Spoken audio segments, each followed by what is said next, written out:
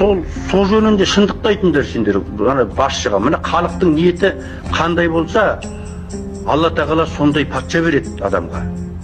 Қазіргі балдардың бәрін қарап отырсаң, жас балдардың өзі сауап үшін еңбек етеді да. Bir ақсақалымыздың айтқан сөзі бар.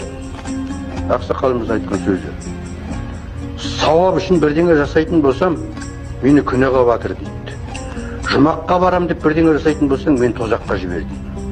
Бесіктен белі шықпаған балаға сендер тозақ пен жұмақты үйретіп жатсыңдар қазір. Сауап пен күнәні үйретіп жатсыңдар. Ей, одан да алғыс ал, қарғыс алма. Алғыс алған бала халықтың қошеметіне бөленген балаға Алла разы болады деген сөз қайда? Қазақи сөздер қайда?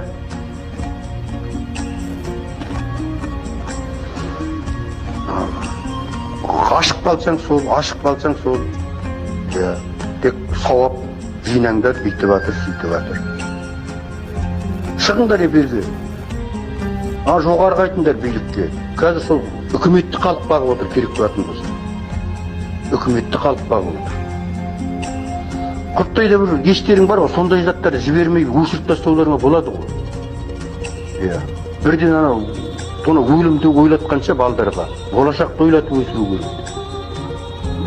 Баяғыда мені немен бағасын дейді әке шешеміз, құттай күніміз. Сармаймен бағамыз дейді. Міне мәселе қайда жатыр. Олар сонда қартаятынын біліп отыр. Мен Алла ғұмыр берсе қартаям. Сонда мені тастап кетпей, мені арулап көметін балам мен иманды келінім болса екен деп қызды жатқа тәрбиелейді дейді. Екі күннің бірінде ажырасып отыр ғой. Екі күннің бірінде талақ деп неше түрлі қатын алып отыр осы діндарлардың көбі. Сол анау сол екі араны салыстырыңдар енді мына имамдар. Қайсысы сауап, қайсысы күнә екенін. Сендер ақиқатты айта алмайсыңдар. Ақиқатты. Билікке қарай жағынып, халықты улап, халықтың миын айналдырып,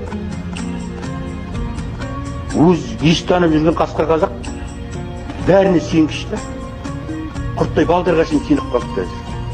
Олар болашақты ойлап отқан жоқ, тозақ пен жұмақты ойлап жүр қазір. Кімнің қашан кететіні белгісіз. Түгел сояққа барады бәрі де. Сол кезде Алла тағала өзінің жақсылығы мен жамандығын таразыға салады. Намаз оқымағанның бәрі тозақта жатыр деп есептейсіңдер ме?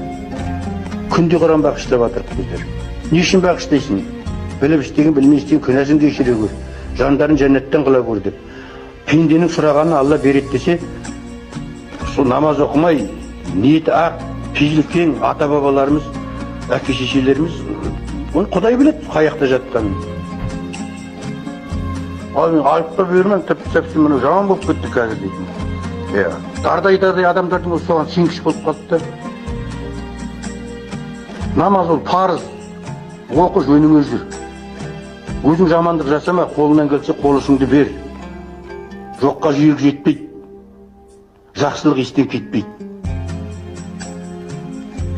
Маңдайларын сәждеге дейін Аллах, Аллах, Аллах деп. Сендер халықты ұлап атсыңдар, сендер күнәға батасыңдар ертең Алланың алдында.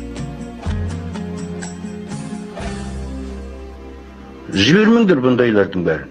Кім білет, өздері беретін. Ағайыны бар, бауыры бар, туысы бар. Таудай сауап жинағылар келе ма, имамдар айтындар ана бәлсаға. Әншейінем десін бәрі. Аузын ашты ақша, аузын ашты ақша.